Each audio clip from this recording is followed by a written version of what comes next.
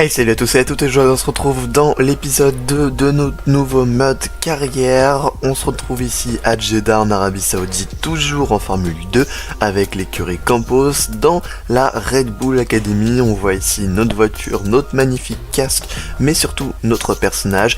Et sans plus tarder, on peut prendre la piste pour passer à la qualification. Je vous le rappelle encore une fois, ce week-end c'est un week-end sprint, ce qui fait que on va avoir deux courses, une course avec le top 10 inversé et une course avec la grille normale.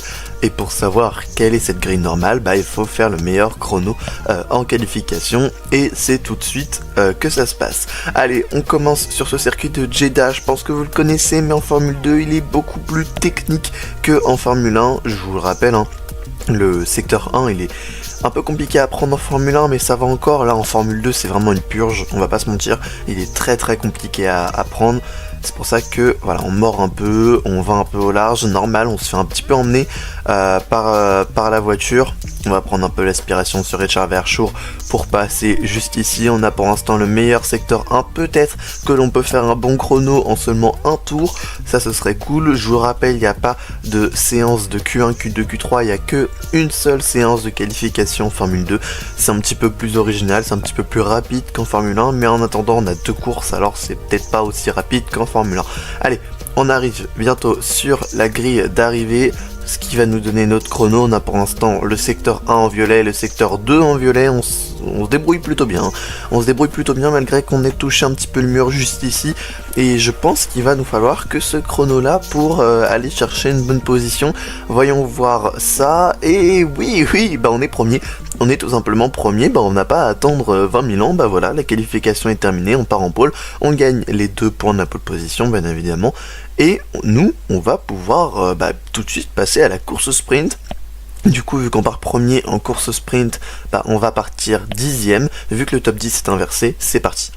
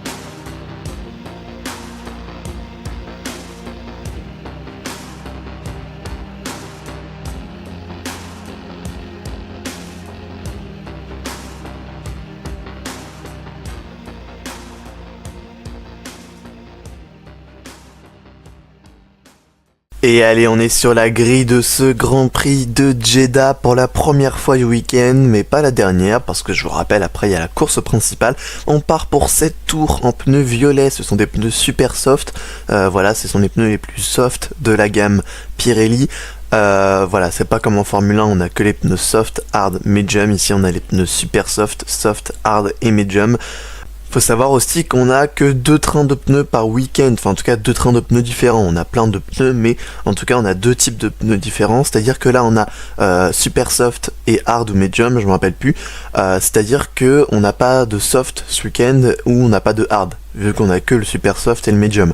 Voilà, donc c'est-à-dire que les stratégies sont très réduites, on a que un pneu dur et un pneu soft, on n'a pas d'autres pneus alternatifs.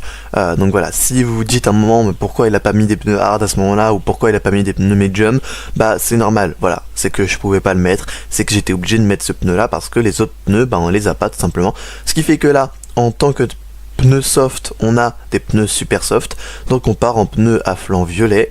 C'est parti, on va pouvoir se placer sur la grille en 10ème position. Franchement, j'attends pas grand chose de cette course. On part loin, donc clairement, il peut tout se passer comme il peut ne rien se passer. Maintenant, on va essayer de faire le meilleur résultat, mais rien ne dit que l'on va pouvoir faire un bon résultat. Et allez, on voit ici O'Sullivan qui se place sur la grille. le pilote ART numéro 2 qui se place en première position. Nous on va se placer 10ème. On s'est pas très bien placé, mais c'est pas très grave, écoutez. Et on va attendre maintenant que les feux s'allument et qu'on puisse partir pour le départ. Allez, à l'extinction de ces 5 feux, on va pouvoir partir pour cette course au sprint. C'est parti. Paul Aron devant nous qui a pas fait un aussi bon départ. On va pouvoir aller le bloquer justement à droite, passer à la droite de Colapinto qui va revenir et me serrer un petit peu juste ici. Antonelli Bortoleto qui se battent juste devant. Attention, nous qui perdons l'arrière de notre monoplace. Oh, ça a failli partir en tête à queue juste ici. Ça a failli partir en tête à queue, ça aurait été gravissime de partir ici en tête à queue. On a perdu un petit peu de temps, mais heureusement, on a rien perdu de grave. Et regardez, un Colapinto qui nous a clairement bloqué juste ici. Ah, c'était quand même un peu dangereux de la part de l'Argentin. Et on prend l'intérieur juste ici sur Antonelli. Malheureusement on était en dehors de la piste. Il va falloir rendre la position à l'Italien.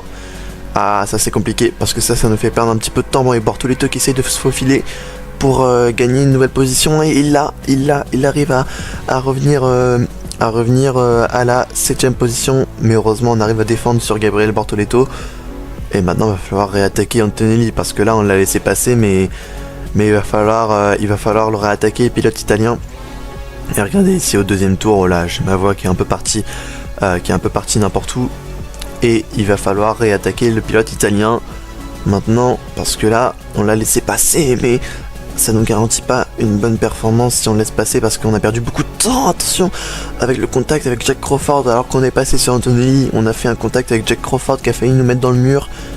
Ah, et là par contre, tant qu'on n'arrive pas à doubler, ah mais il est lent, il est super lent dans les virages. Il est super lent dans les virages, et tant qu'on n'arrive pas à doubler Jack Crawford, bah on n'arrive pas à aller chercher les autres pilotes, parce que Jack Crawford est super lent avec sa Dams, l'écurie française, qui pour le coup là il est très lente. On arrive à passer, à prendre la 5ème position, mais c'est fou comment il était lent. Regardez, en moins d'un tour on a réussi à mettre 1 seconde à Antonelli et Crawford. Non, on a réussi à mettre 2 secondes à Crawford et 1 seconde à Antonelli. Ça montre que clairement Crawford était très lent. Il était vraiment lent.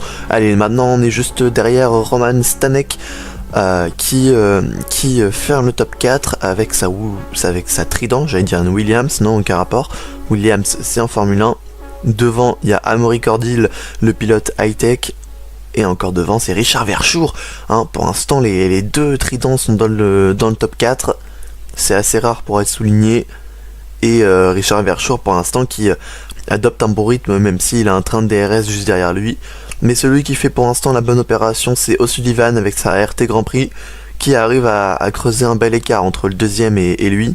Parce que là, il s'est envolé très loin et je pense qu'il s'envole rapidement vers la victoire. Et regardez là, ils sont à la bataille tous ensemble avec le DRS.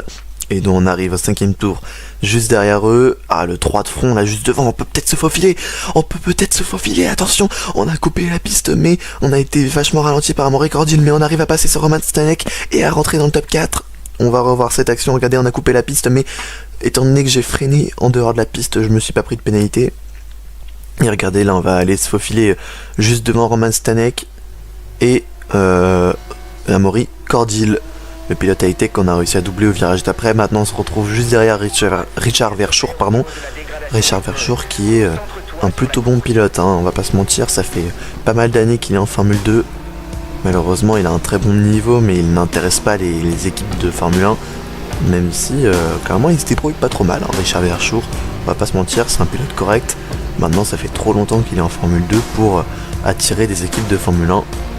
Faudrait qu'il se dirige vers le WEC ou une autre catégorie telle que l'IndyCar ou la Super Formula. Bref, je suis pas là pour être conseillère d'orientation pour Richard Verschoor. Et nous, on va se concentrer sur la bataille en cours. Et pour l'instant, il nous empêche de garder la 2ème position. Mais avec le Dortière, on n'arrive pas trop à se rapprocher. Mais regardez, là, ici, avec le DRS, on arrive à rester, attention, juste derrière Richard Verschoor. On arrive à le doubler. Malheureusement, on a dû faire une excursion dehors de la piste à un endroit où les limites de piste ne sont pas comptées car elles sont très fréquentes. Mais on arrive à doubler Richard Verschoor juste ici au tour 6. Plus que 2 tours à défendre sur le pilote de derrière. Et on arrivera à garder cette 2ème position. Maintenant, faut pas faire d'erreur. Et justement, elle est là l'erreur. Le temps qu'on va perdre. Richard Verschoor qui repasse. Amaury Cordil qui va aussi pourquoi pas repasser. Oh là là, l'erreur. Oh l'erreur. Oh l'erreur. Ouais, bon, on va quand même avoir le DRS. Maintenant, il nous manque plus qu'un tour pour aller chercher Richard Verschoor. Et ça va être compliqué. Ça va être compliqué. Alors, nous qui pensions sécuriser cette deuxième place, bah là, on a tout perdu. On a tout perdu en une réaccélération. Ah là, j'ai failli partir en tête à queue et ça nous a fait perdre énormément de temps. Mais regardez, ici on a le DRS sur Richard Verschoor, ça va être là la dernière action, dernier tour. Ça va être là la dernière ligne droite, la dernière zone de DRS. Pourquoi pas aller chercher justement cette position, cette deuxième position. Regardez, on a beaucoup plus de vitesse de pointe, va falloir se jeter. On va se jeter juste ici. Attention, on passe devant Richard Verschoor, maintenant va falloir défendre. Allez, réaccélération, lui qui arrive à mon niveau. Et non, on arrive à garder la deuxième position.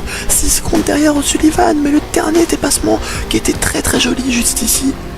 Oh, c'était magnifique. Oh, le dernier dépassement qui était vraiment, mais vraiment magnifique. Ah, c'était cool. C'était sympa quand même. Ah, là, on a fait un très beau dernier dépassement. C'était très très bien. Et en plus de ça, on est pilote du jour. Ah, c'est trop cool. En vrai de vrai, c'est trop cool. O'Sullivan découvre le goût du triomphe et remporte la victoire. On y gagne certes moins de points que lors de la course principale, mais il est toujours plaisant de monter sur le podium pour saluer la foule.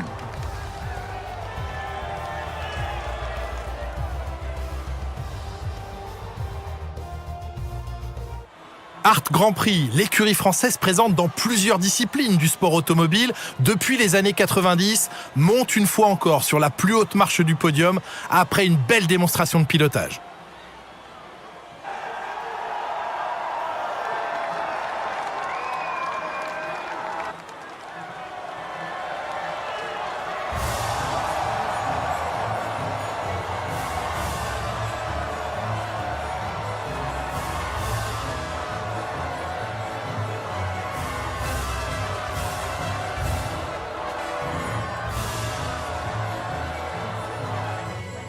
Ok, très très beau dernier dépassement.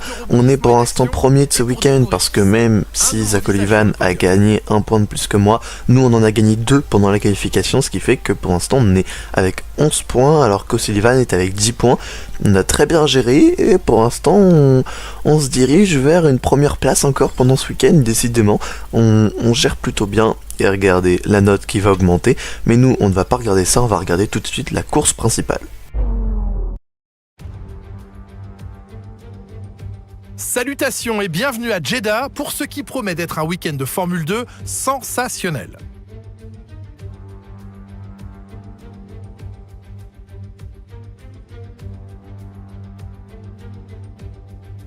Penchons-nous rapidement sur le circuit de Jeddah. Comme certains des autres circuits urbains du calendrier de Formule 2, il risque de mettre nos jeunes pilotes au défi au fil de nombreux virages difficiles.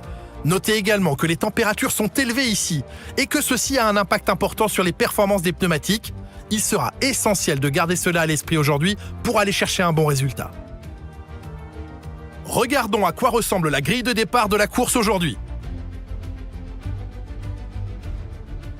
Proust part en pole position et Paul Aron complète la première ligne. En ce qui concerne le reste de la grille, Colapinto, Antonelli, Gabriel Bortoleto et Crawford, Stanek, Cordil, Verschoor, Zach O'Sullivan, Maloney, Meini, Ritomo Miyata, Isaac Hadjar et Berman, Dwerksen, Fittipaldi et Victor Martins, Correa, Auger, Barnard et Raphaël Villagomez complètent la grille.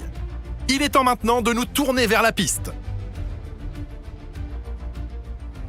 Bonjour et bienvenue dans la cabine de commentaires. Je suis Julien Febvreau et voici Alex. On peut noter que les conditions atmosphériques sont pour le moins changeantes. À votre avis, est-ce que cela influe sur les stratégies de course, Alex ? L'incertitude met à mal les stratégies, mais il revient aux écuries de faire les bons choix de pneumatiques. Les pneus pluie risquent de s'avérer indispensables, mais encore faudra-t-il savoir à quel moment les chausser en fonction des conditions de course. Et allez, c'est parti, on est pour la deuxième fois de ce week-end sur la grille de ce Grand Prix d'Arabie Saoudite. Waouh, j'ai complètement oublié le pays. On est sur le Grand Prix d'Arabie Saoudite. Vous voyez ici, les seuls choix qu'on a, c'est Supersoft et Medium. Ça va en cohérence un peu avec ce que j'ai dit lors du début de la course sprint. On n'a que 2 trains de pneus pendant ce week-end, c'est Supersoft et Medium. Maintenant, voilà, on est obligé d'avoir que ces pneus-là. Ce qui fait que, voilà, par exemple, au prochain week-end, on peut clairement avoir des pneus genre juste soft et hard. Ce qui fait que le seul choix qu'on aura pour des pneus un petit peu plus durs, c'est des pneus hard. Et le seul choix un peu qu'on aura pour des pneus un petit peu plus soft, ce sera les pneus soft. Et non pas les pneus super soft. Bref, c'est très compliqué. La stratégie en Formule 2 est un petit peu plus réduite que la stratégie en Formule 1. Allez, nous, sur ce, on va pouvoir se placer sur la grille de départ de ce Grand Prix d'Arabie Saoudite. On part en pôle et clairement ça peut nous arranger. Je sais que c'est pas cool les contenus dans lesquels on est premier début à la fin, mais pour moi ça m'arrange vu qu'on va chercher des victoires à la fin et c'est parti. Les pneus s'éteignent et malheureusement c'est pas un très très bon départ encore une fois. Encore une fois en Formule 2 le départ n'est pas bon, mais on va pouvoir freiner un petit peu plus tard et prendre l'intérieur ici à la chicane sur Paul Aron. Le pilote high-tech qui va réussir à défendre et repasser. Oh là, Paul Aron est repassé et ça nous arrange pas du tout. On va se jeter juste ici. Oh, attention. Oui, le très beau dépassement juste ici au premier tour. Oh oui, c'était magnifique. Oh là là, c'était magnifique. Oh, c'était très très beau. Et là, on arrive à repasser sur Paul Aron. Maintenant, on n'a plus qu'à nous envoler et défendre pendant 10 tours. Mais ça va être un petit peu plus compliqué maintenant, on le sait. Ça va être un petit peu plus compliqué de défendre. On va pas avoir le DRS, on va pas avoir le même rythme qu'eux. Et ça, ils vont pouvoir en profiter. Mais malheureusement pour nous, ça va être un petit peu plus compliqué. Et surtout sur ce circuit-là où les opportunités de dépassement sont nombreuses en Formule 2. Voilà, regardez au deuxième tour, on a toujours cet écart de 9 dixièmes entre Paul Aron et moi. Et pour l'instant, on se débrouille plutôt bien. Clairement, si on arrive à garder un écart comme ça jusqu'à la fin de la course, c'est plutôt cool. On a le meilleur secteur 1 pour l'instant. Et si on voit une MP Motorsport qui semble ralentie. Oui, je crois que c'est celle de... Non, c'est pas celle de Fittipaldi. Fittipaldi, il est chez Van Amersfoort Racing. Ah, je sais pas c'est quelle voiture, je sais pas à qui elle est. Ah bah, on va sûrement le voir dans le bandeau qui va dire qu'un pilote a abandonné. Mais... je sais pas du tout, c'est à qui? C'est Dennis Hogger, oui. Dennis Hogger qui était déjà là l'année dernière dans la Red Bull Academy. Maintenant il a plus d'académie, il est chez MP Motorsport avec cette belle voiture orange et verte. Maintenant nous voilà, on arrive à continuer cette course. Toujours le meilleur secteur 1, cette fois on a 1 seconde 3 d'avance sur Paul Aron. Ah clairement là on arrive à faire une belle avance, on arrive à faire un peu la course d'O-Sullivan lors de la course au sprint. Ah clairement si ça peut nous arranger c'est plutôt cool. On est déjà du coup au 4ème tour parce que voilà il se passe rien. Je vais pas vous mettre des moments où il se passe rien, on va pas se mentir, déjà que là depuis le début il se passe pas grand chose. Voilà, donc on va pas mettre des moments où il se passe rien quand même. Et nous je crois qu'on va pouvoir rentrer au stand.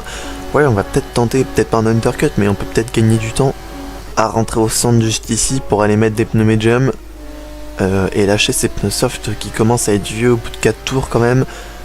Après, si on fait encore un tour de pneus super soft, ça voudrait dire qu'on a fait la moitié de la course en pneus super soft alors qu'on a des pneus medium, ce qui n'est pas logique. Voilà, un pneu medium qui tient plus dans le temps ne devrait pas faire que la moitié de la course par rapport à un pneu super soft qui dure moins de temps que le pneu medium. Ça serait complètement bête. Et du coup, la meilleure stratégie, c'est de rentrer maintenant. Comme ça, on gagne le plus de temps possible. Jack Crawford qui rentre au stand juste devant nous. On a été un petit peu ralenti par la voiture de Richard Verschoor, la Trident de Richard Verschoor. Et nous, hop, on ressort pour l'instant en 12ème position, ce qui fait qu'il y a 11 pilotes devant nous qui ne sont pas encore rentrés au stand.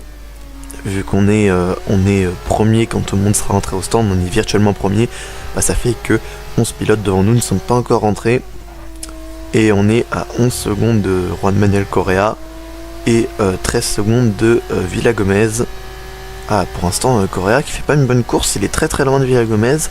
Il est dernier et de très loin. Et pour lui là c'est un peu embêtant. C'est un peu embêtant pour Correa qui pour l'instant avec sa Dams n'est pas très très rapide.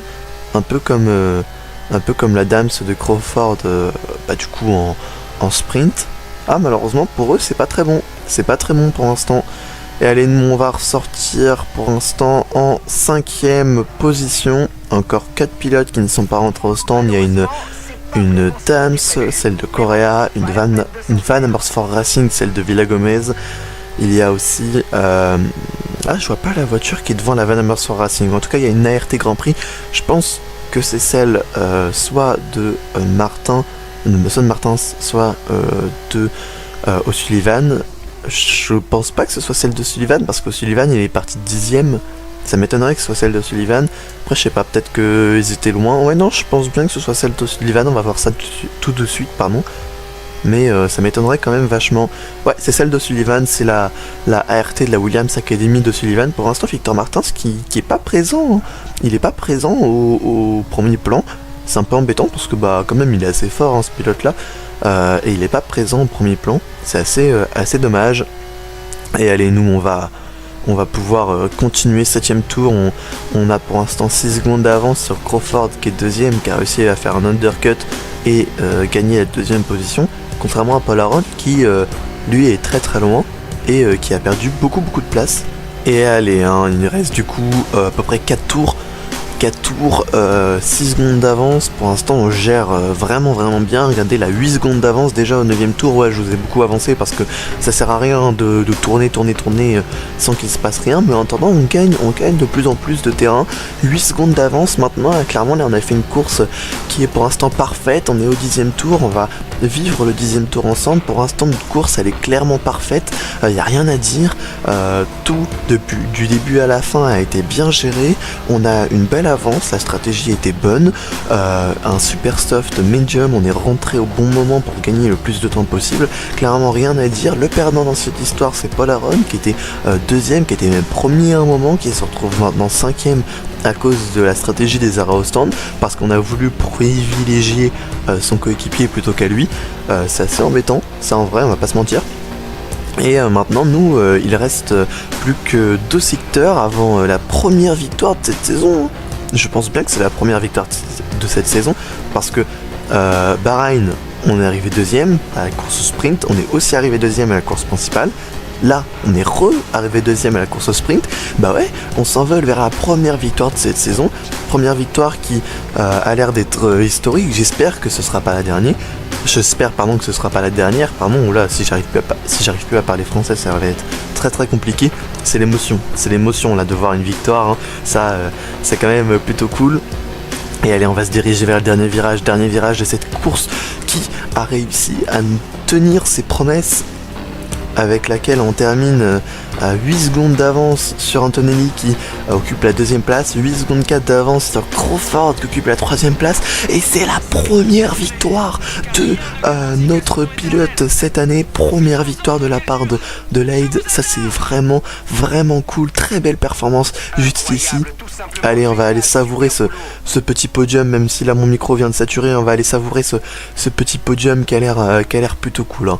On va voir des figures telles que Anthony et Crawford dessus. Ah, ça va être cool.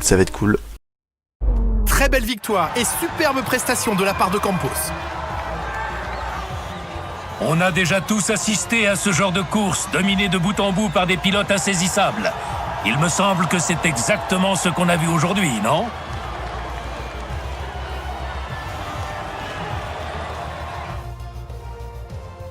Il est l'heure de procéder à la remise des trophées sur le podium de cette course. Et cette victoire ravit le plus grand nombre, car c'est Campos qui l'emporte aujourd'hui.